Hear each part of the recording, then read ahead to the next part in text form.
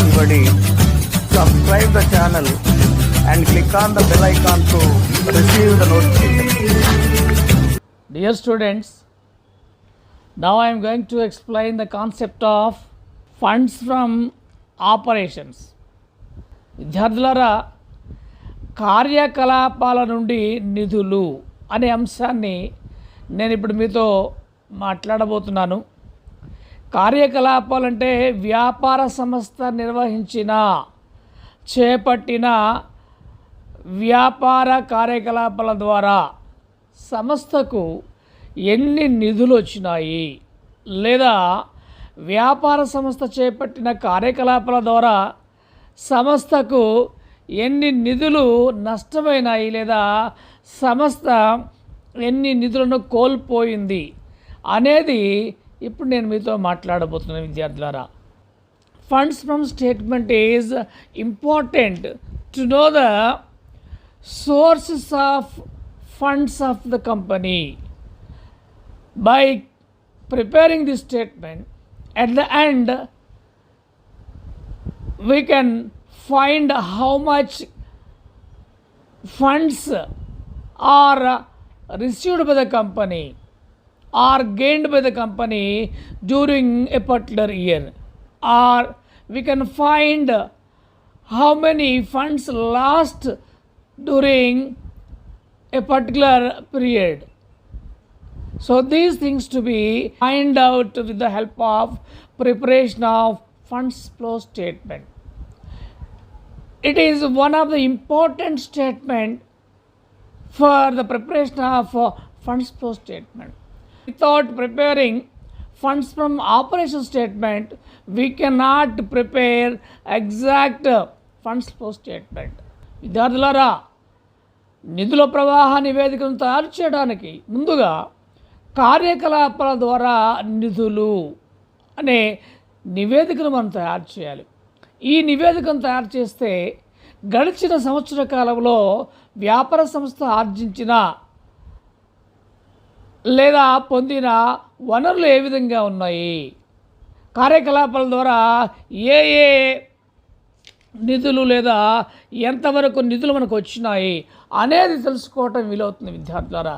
కాబట్టి ఈ నివేదిక తయారు చేయకుండా నిధుల ప్రవాహ నివేదిక తయారు చేస్తే అక్కడ మనం సరైన ఇన్ఫర్మేషన్ను లేదా సరైన డేటాను అందించడానికి వీలు కాదు విద్యార్థులారా. కాబట్టి కార్యకలాపాల ద్వారా వచ్చిన నిధులు లేదా కార్యకలాపాల ద్వారా కోల్పోయిన నిధుల నివేదికను తయారు చేసిన తర్వాత మనం నిధుల ప్రవాహ నివేదికను తయారు చేస్తే అక్కడ సరైన సమాచారాన్ని మనం అందించడానికి వీలవుతుంది విద్యార్థులారా. Now will see the perform of funds from operation statement. Dear students, విద్యార్థులారా, కాబట్టి మనం కార్యకలాపాల ద్వారా వచ్చిన నిధుల నివేదిక నమూనాను చూద్దాం విద్యార్థులారా. కార్యకలాపాల ద్వారా వచ్చిన నిధుల నమూనాను చూద్దాం.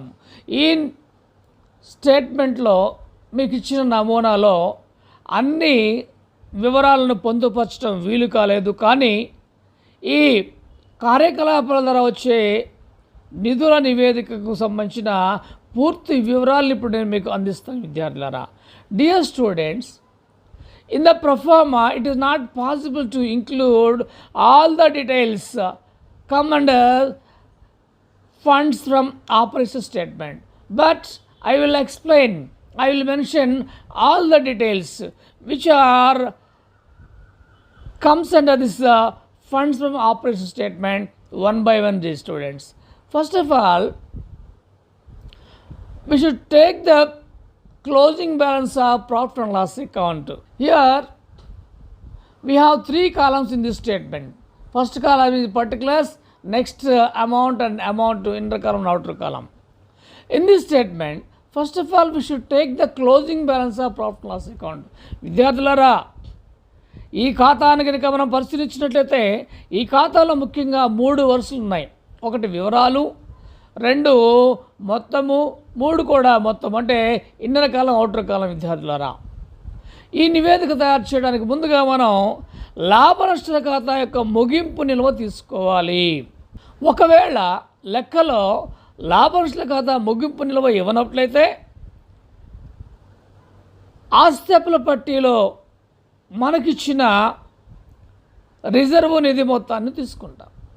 లేదు 2 సంవత్సరాల మొత్తాన్ని కనుక ఉన్నట్టయితే తేడాన్ని తీసుకుంటాం విద్యార్థులారా.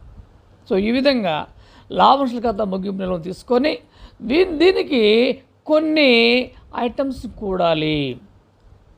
After taking the closing balance of profit and loss account, some amounts are to be added that balance. So all that items are classified or divided into 7 categories, my dear students. విద్యార్థులారా, లాభ నష్టాల ఖాతా ముగింపు నిల్వ కూడవలసిన మొత్తాన్ని మనం 7 రకాలుగా విభజించుకోవచ్చు విద్యార్థులారా.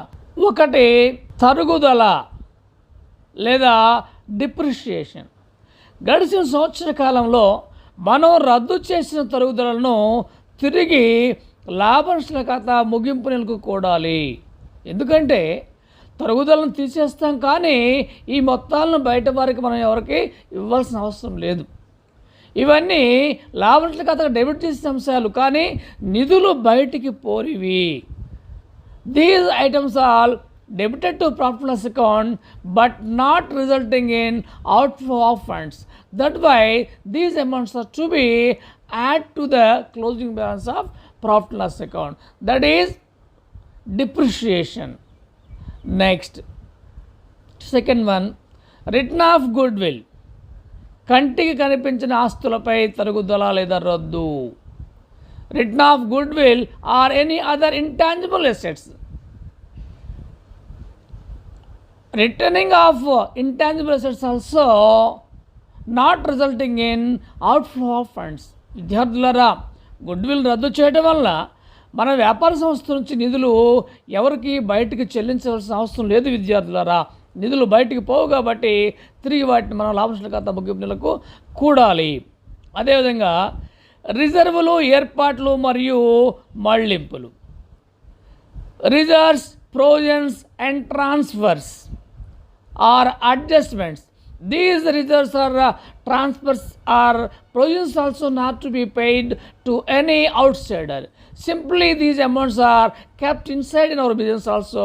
That's why we have to add these amounts to closing balance of profit and loss account. విద్యార్థులారా, రిజర్వులు కానివ్వండి, ఏర్పాట్లు కానివ్వండి లేదా సర్దుబాట్లకు మనం ఏదైనా మళ్లించినట్లయితే వీటిని కూడా తిరిగి మనం లాభ నష్టాల ఖాతాకి ముగింపు నిల్వకు కూడాలి విద్యార్థులారా. ఎందుకంటే ఈ మొత్తాలు మనం ఎవరికి బయట వారికి ఇవ్వం కాబట్టి వీటిని కూడుతాం. అదేవిధంగా స్థిరాస్తుల అమ్మకంపై సంభవించే నష్టాలు. Losses incurred on sale of fixed assets. Here loss means the difference between book value and market value or sale price of the fixed asset. So this loss also not to be paid to any outsider. That's why this is the loss amount also to be added to the closing balance of profit and loss account. విద్యార్థులారా, భూమి, భవనాలు, యంత్రాలు మొదలగు స్థిరాస్తులు మనం అమ్మినప్పుడు వచ్చిన నష్టాన్ని తిరిగి మనం లాభ నష్టాల ఖాతాకి ముగింపు నిల్వకు కూడాలి. ఎందుకంటే ఈ మొత్తాలను మనం బయట వారికి ఎవరికి ఇవ్వాల్సిన అవసరం లేదు కాబట్టి వీటిని తిరిగి కూడుతాం విద్యార్థులారా. నెక్స్ట్, డివిడెండ్లు, మధ్యకాలిక డివిడెండ్లు లేదా ప్రతిపాదిత డివిడెండ్లు. మనం సహజంగా మన యొక్క వాటాదారులకు ఇస్తుంటాం. వాటాదారులు అంటే సంస్థ యజమానులు. వీరు బయట వారు కాదు కాబట్టి వీరికి చెల్లించిన డివిడెండ్ కూడా తిరిగి మనం లాభ నష్టాల ఖాతా ముగింపులో కూడాలి. Dividends, interim dividend or proposed dividend. Generally dividends are to be payable or paid to our shareholders of the owners of the business. That's why we are not giving this amount to outsiders. Simply we are transferring or distributing profits to our proprietors only. So these dividends also to be added back to closing balance of profit and loss account, my dear students. Next, పన్నుకాయ్ ఏర్పాటు. ప్రస్తుత అప్పుగా చూపినట్లయితే పన్నుక ఏర్పాటును కూడా మనం లాభనష్ట ఖాతా ముగింపు నెలకు కూడాల్సి ఉన్నది విద్యార్థులారా. Provision for taxation, if provision for taxation is not shown on liability side of balance sheet, we have to add that provision for tax to the closing balance of profit and loss account, my dear students. If it is shown on liability side, we need not add back this amount to profit and loss account. Next, లాభనష్ట ఖాతాకు debit చేసిన ఇతర వర్తకేతర అంశాలు, పైన చెప్పుకున్న వర్తకేతర అంశాలు కాకుండా 1 నుంచి 6 అంశాలు కాకుండా మిగతా ఇంకేదైనా అంశాలు ఉన్నట్టయితే వాటిని కూడా మనం లాభనష్ట ఖాతాకు తిరిగి యాడ్ చేయాలి విద్యార్థులారా. Other than the above 6 items, if any non-trading items are there, those items also to be add back to the closing balance of profit and loss account. ఈ విధంగా ఈ అన్ని రకాల 1 నుంచి 7 వరకు మనం చెప్పుకున్న ఈ అంశాల యొక్క మొత్తాన్ని కూడి అవుటర్ కాలంలో వేయాలి. ఈ వచ్చిన మొత్తాన్ని లాభనష్ట ఖాతా ముగింపు నెలకు మనం కూడినట్లయితే ఒక నికర స్థూల మొత్తం వస్తుంటుంది విద్యార్థులారా. ఆ స్థూల మొత్తం నుండి వర్తకేతర ఆదాయాలను తీసేయాలి. బై యాడింగ్ ఆల్ దట్ ఇంటర్కాలం items we get an amount, that amount is to be added to the closing balance of profit loss account, then we will get a gross amount. To the gross amount we need to deduct some items means non-operating incomes are to be deducted from the above amount, means items created to profit loss account but not resulting in inflow of funds. ఈ యొక్క మొత్తాలు యాక్చువల్గా మన వ్యాపారం వల్ల వచ్చినవి కాదు విద్యార్థులారా, వ్యాపారేతర అంశాల వల్ల వచ్చినవి. కాబట్టి దీన్ని మనం తీసివేయాల్సి ఉంటాము. వీటిని కూడా తిరిగి మనం 5 రకాలుగా విభజించుకుంటాం విద్యార్థులారా. 1, డివిడెండ్ రిసీవ్డ్, వసూలైన డివిడెండ్లు. This amount is came from outside of the business transaction. That's why this amount is to be not relevant to our operations. So it is to be deducted from the above profit. Next, interest received from investments. Interest received from investments. If we invested any amount on outside of our business, towards that we may receive some interest. So that is not actually related to our present business. That's why it is to be deducted from the above balance. విద్యార్థులారా, మన వ్యాపార సంస్థ బయట మనం ఏదైనా నిధులు పెట్టుబడి పెట్టినట్లయితే వాటిని మనం పై అమౌంట్ నుంచి తీసివేయాలి. ఎందుకంటే వ్యాపారేతర కార్యకలాపాలలో మనకు వచ్చిన మొత్తం కాబట్టి దీన్ని తీసేయాలి విద్యార్థులారా. అదేవిధంగా స్థిరాస్తుల అమ్మకం ద్వారా వచ్చిన లాభము, profits from sale of fixed assets. If we received any profit toward the sale of any kind of fixed asset like furniture, land, building and other vehicles, that is also to be deducted from the above gross profit. విద్యార్థులారా, స్థిరాస్తుల అమ్మకం వల్ల మనకు వచ్చిన లాభము మనది కాదు, వ్యాపార కార్యకలాపాలకు సంబంధించింది కాదు. కాబట్టి దీన్ని కూడా పై ఉన్న స్థూల మొత్తం నుంచి మనం తీసివేయాల్సి ఉంటుంది విద్యార్థులారా. అదేవిధంగా స్థిరాస్తులలో సంభవించిన పెరుగుదల, అప్రిషియేషన్ ఇన్ ఫిక్స్డ్ అసెట్స్.